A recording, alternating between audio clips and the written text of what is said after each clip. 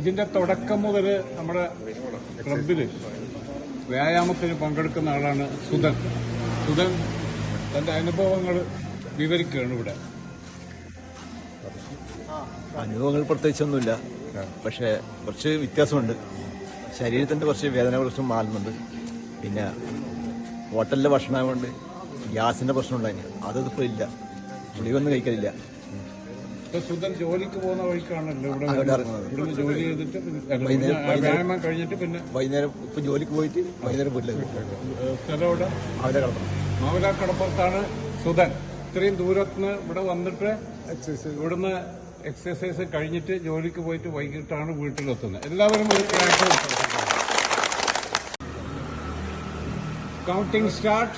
1 2 3 4 5 6 7 8 9 10 11 12 13 14 15 16 17 18 19 20 21 22 23 24 25 26 27 28 29 30 31 32 33 34 35 36 27 28 29 41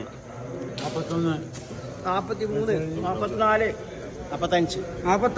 46 47 48 49 51 52 54 55 56 57 58 59 60 61 62 63 64 65 66 67